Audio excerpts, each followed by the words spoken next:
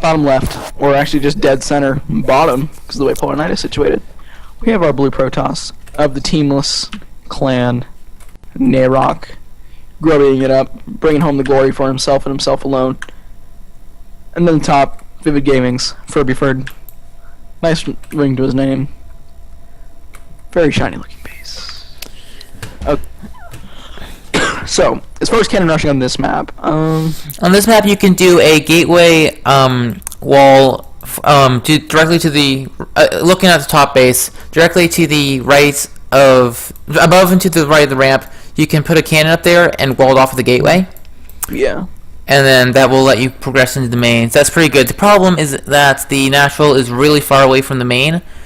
So against like Zerg or something, you can't deny the natural at the same time. Yeah. I mean, I think the most central located cannon can. Wait, let me. Wait, never mind. You can't hit both. Like what the front would be and where the hatchery would be from there. Actually, that looks like a gas first. Yeah. Well, actually, kind of delayed gas first, but either way, very quick gas from Furbiford. Pointing to something maybe along the lines of a Widow Mine drop. Like, this is too quick for a Reaper. It was actually barracks first, but... Oh, well, really quick gas. Oh, was this a 12 gas? Huh?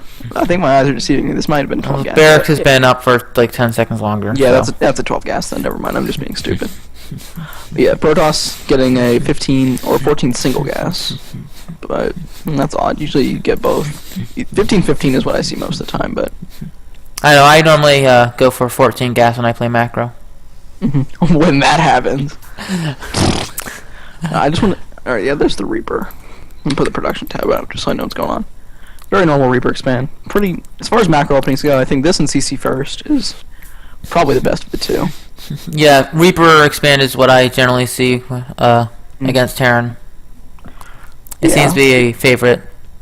Especially with the Oracle buff, just because the proxy Stargates are so damn prevalent. Like, they're certainly better. They're not like exponentially better, but they're much more annoying than they were. And then they're also a lot more common. Reaper expand beats Oracle? Not so much as it beats it, but you can see it coming pretty easily. Like, you can just count pylons and then you're set. And then you just get a fast factory and a Widow Mine. When does proxy Oracle hit?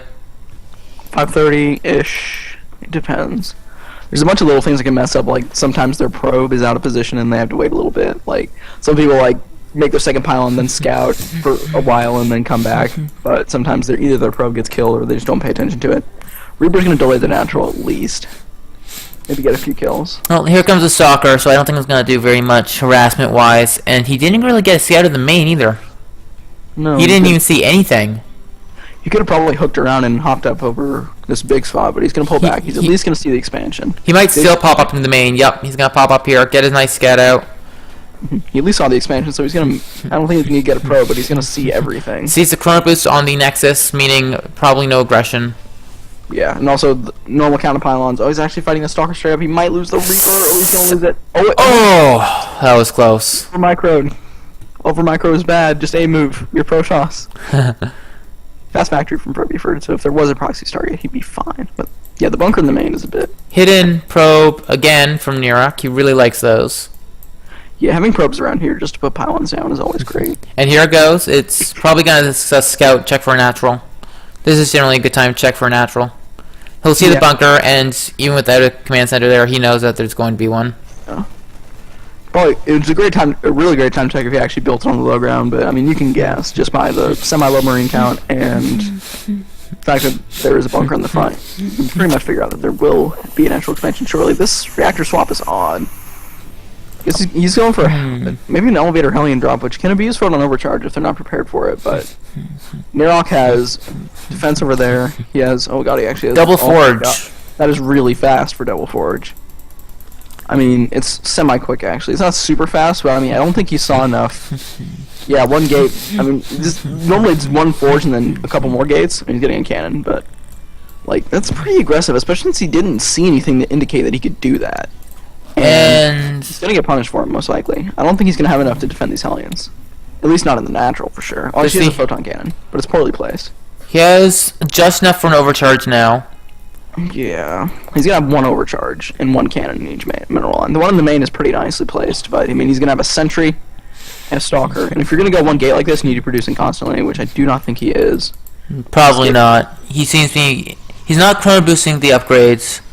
getting 2 more gateways now because he needs production to keep up with anything. Phoenix is a little bit greedy just because he doesn't have the force fields anymore, which are great for defending Marine Hellion, which is probably going to be based on what he's already built.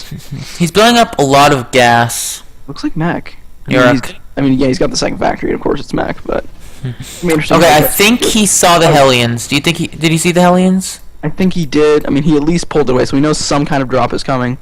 So he's gonna move his defense units to the natural. I don't know if I like that. He's gonna move to the main. That's good. I think he's gonna leave his mothership core at the natural and keep these guys in the main along with whatever else he can warp in. His gateway's just finished, so that's 2 more units he can warp in now. 3rd CC from the Terran. Very nice. He might get the Sentry, which is a nice pickup. I don't know. He's actually gonna go straight for the probes, and there's absolutely no defense here. Let's take up the worker skill tab. Oh no! Oh, the clumping! Thought I didn't actually kill any. There it goes, up to 10. Very effective set of Hellions. He could have gotten so much more, but I mean, 10 is not bad. The workers clumped up really heavily. I mean, it's not like that was any sort of all in. I mean, he's got a 3rd command center. He's got his production. He's got his upgrades getting started. Yeah, and he did. Did he lose that medevac? I think he did. Did he? I think he lost the medevac. Oh, that kind of sucks. Worker count is even now. Here come more Hellions into the natural. We'll certainly get some more kills. Only one so far. Oh, nice force field. Only 1 kill. He might get another. 4 kills. Only 4 kills. Yeah. It's probably. Let's see, 4 kills for 3 Hellions. I say that's worth it. Yeah, I don't know. I mean, I don't think he has the production quite to make it worth it. I mean, he's only got 2 factories. I mean, throwing away Hellions late game or mid and late game is not bad. He just finished a Ghost Academy and he has an armory getting damage upgrade. Holy crap! He was banking a lot of gas. Yeah, coming on that a while ago. He's getting his 2-2 now, so he's getting blink. He's getting an immortal, but I mean, beyond this, he has no units. I mean, actually, trading Hellions now would not be bad at all, just because there is no production and there is no offensive tech. We can throw away a bunch of Hellions with no real fear of counter swing. There's a Sentry and Immortal here to defend against the Hellions, but he's only got 1 force field, which he needs to use fairly well. He's gonna deflect them. 5 Hellions gonna be swinging around. It looks like. Yeah, I think with this little for defense, the Hellions actually would be enough to force an overcharge. Actually, yeah. I mean, now he has 3 Sentries, so I think he can get away with it. But 300 Hellions, actually, yeah, that's about a mule. I think it's a little bit less, but throwing away mules like that. Now he's getting his tanks up, but I mean, there's Immortals going up. 1 Robo only, but still. The second Immortal and the Sentries, I don't think makes this gonna work. Put another shot. If we can get the Sentries, there we go. I don't think that was worth it. I think you should fire the second shot first. Yeah. Like when he's actually on top of him. He does have a good number of mech units, though, but he doesn't have the production right now to fight him. Hellbat's now getting Blue Flame. I think Hellbat drops would not at all be bad. He's going High Templar? That's odd. I mean, you need Archons. Archons are nice against mech, but I think DT Archons would be better just because of harassment potential. But I think doing some blink harassment right now would be good. He's getting blink. Yeah. So his blink's not bad. And he's getting +2/+2, which I don't think is going to help that much in engagement against siege tanks. It will help him kill him with the attack upgrade, but the armor isn't going to do much.